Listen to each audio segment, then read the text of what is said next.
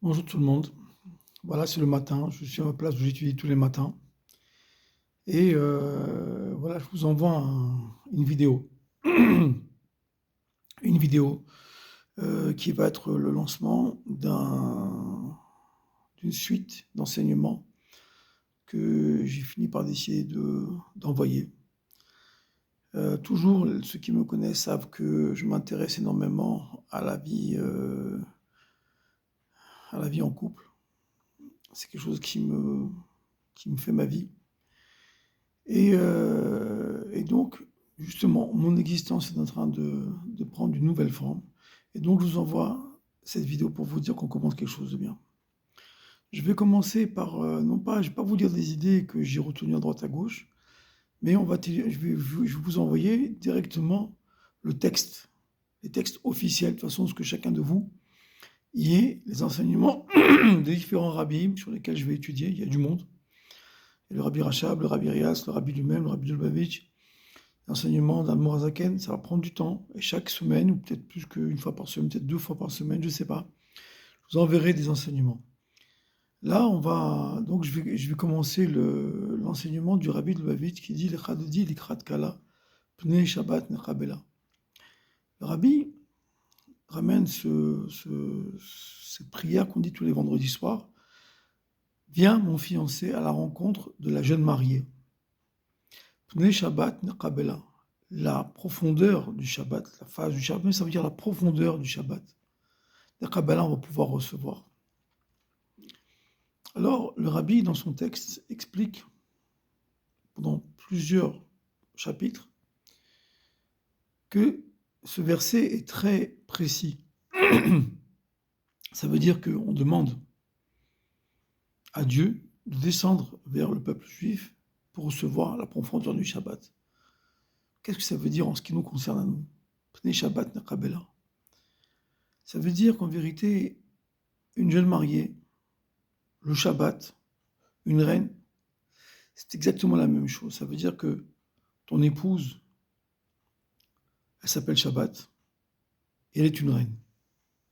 Et donc, on sait que, on devine, on comprend que tu es un roi, parce que elle est une reine. C'est elle qu'on sait que c'est une reine. Et donc maintenant, on dit au marié, descends. Descends de tes compréhensions, descends de ton intelligence, descends de tout ça, de tes capacités, au niveau de ta femme.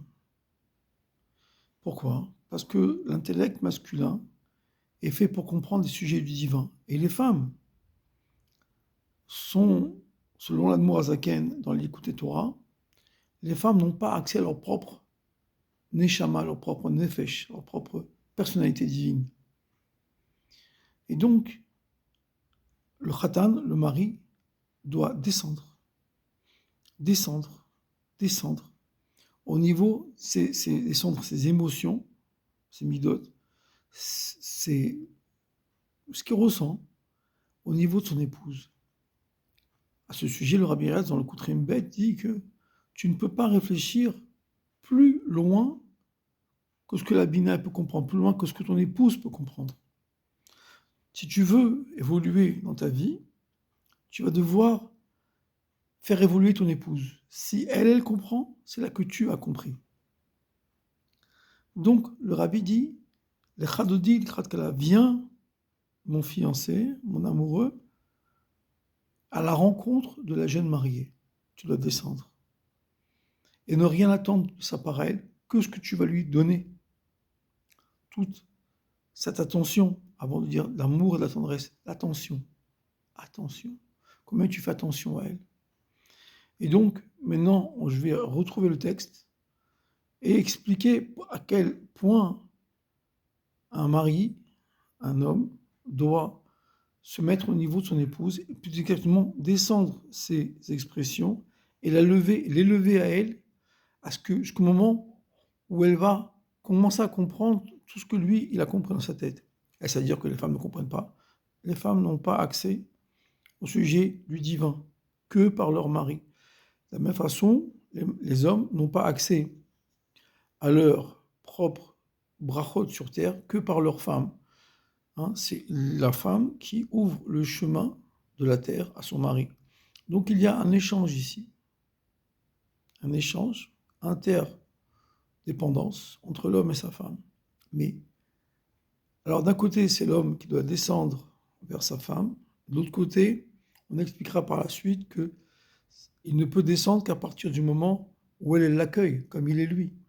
Donc on va étudier tout ça, et par la suite, on va comprendre dans le texte, je dis bien le texte.